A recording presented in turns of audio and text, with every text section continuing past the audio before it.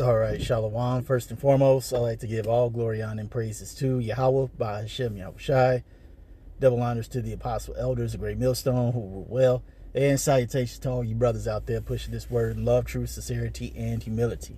Once again, it's the brother Shati from the Chicago camp coming back to you with what I hope. This is another quick and edifying sit down. And this sit down was inspired by this video that you're about to see on TikTok.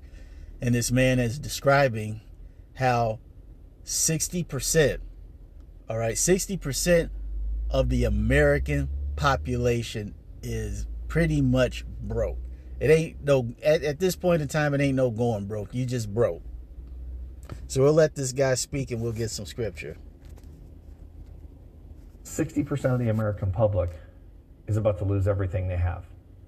People living paycheck to paycheck are about to go broke. The GDP numbers came in yesterday, and of course the economy receded, which I predicted 2 months ago, and people laughed. Mark my words, the second quarter is going to be far worse.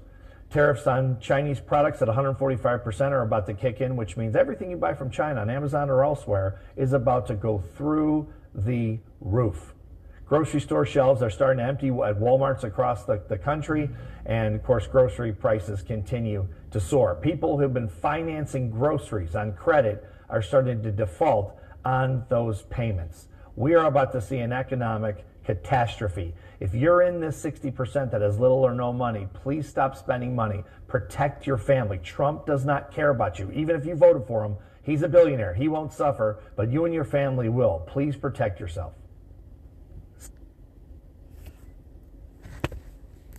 Right, 60%.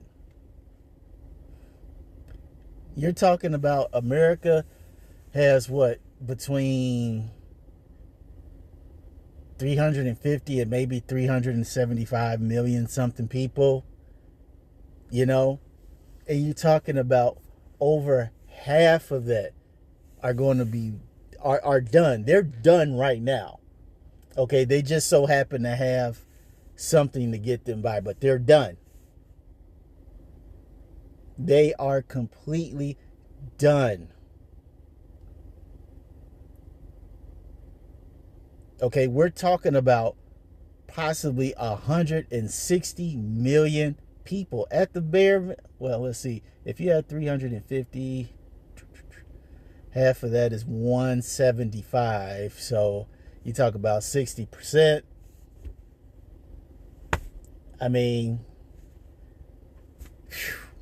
that, I say, even if you do 50, that's 175 million people that are done.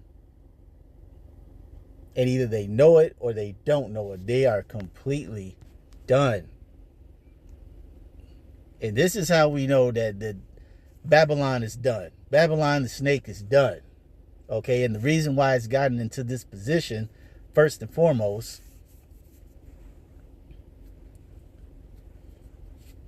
is because we went off, all right, in the Lord, according to the scripture, Job 9:24, gave the earth into the hands of the wicked. 9:24. Job 9:24, the earth is given into the hands of the wicked. He covered the faces of the judges thereof. If not, where and who is he? And we all know the wicked is bad Uncle Esau, the so-called white man, the wild man. All right. And ever since he's been in power, okay, the only thing he's done is excel in wickedness and unrighteous dealings. Okay. As when you go to the Apocrypha, and what's that, Second Ezra,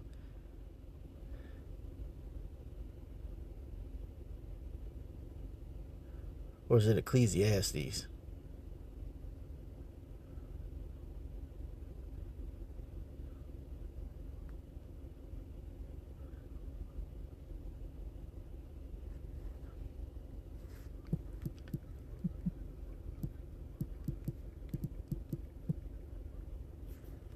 Oh, it's Ecclesiasticus. Sorry about that. Ecclesiasticus 10:8. It says, because of unrighteous dealings, injuries, and riches gotten by deceit, The kingdom is translated from one people to another. All right, and to back that up, we go to Isaiah 10:1, where it says, woe unto them that decree unrighteous decrees, and that write grievousness which they have prescribed. And that's bad Uncle Esau. Since he's been in power, all he's done is exercise himself in the most wicked of unrighteous dealings. And then to secure these unrighteous, ill-gotten gains, shall we say, okay, he makes more unrighteous laws to make sure that he keeps that which he has stolen. And now we're in a situation where we have, that Habakkuk 2:6. It says, shall not all these take up a parable against him? And I'm going to start at 5. Sorry about that. No, I'm going to start at 4. Habakkuk 2:4 says, behold, his soul which is lifted up is not upright in him, but the just shall live by faith. Right. Because as the Lord said, who can make a crooked thing straight? All right. The wicked are estranged from the room. They be born speaking lies. That is bad Uncle Esau. This is why it says his soul is not upright in him. He is a prideful man whose soul is not upright. It cannot deal with anything being just. It says, yea, also because he transgresseth by wine, these philosophies, he is a proud man, neither keepeth at home, who enlargeth his desire as hell, and is as death, and cannot be satisfied. And how did he do that? Through his unrighteous decrees and actions, and enforcing them with more unrighteous decrees. And it says, but gathereth to him all nations, and heapeth unto him all people. And this is what he's done to enslave the population. Shall not all these take up a parable against him, and a taunting proverb against him, and say, woe, meaning destruction, to him that increaseth that which is not his, how long? And to him that ladeth himself with thick clay. And that thick clay is debt. And we have that because of the Federal Reserve. These central banks, all you have to do is read The Creature from Jekyll Island. All these economies were set up on this fractional reserve lending, okay, giving out astronomical loans that cannot be paid back, which keep people in debt, okay. And now this debt cannot be sustained and folks are hurting. Then you add the oil crisis, you add the supply chain disruption, war, and all these other things. They only exacerbate a already terrible situation. And many people in America, as this man has just mentioned, are pretty much done for. And this is why we, the men of the Lord, are telling you to get right. Because the only way that you're going to be able to make it through and be sustained in the time of this devil's great wrath is if you're with the Lord. Because when you go to Isaiah, 65?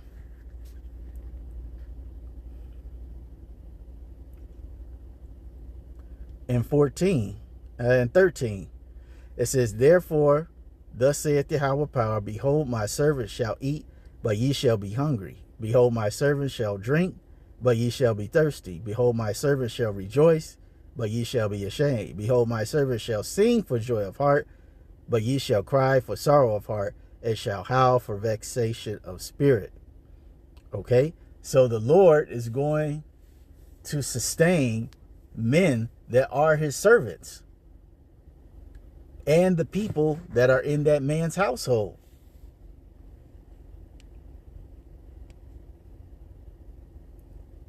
So when the apex, the pinnacle of this devil's great wrath comes down on the people, you're not going to have anything to worry about.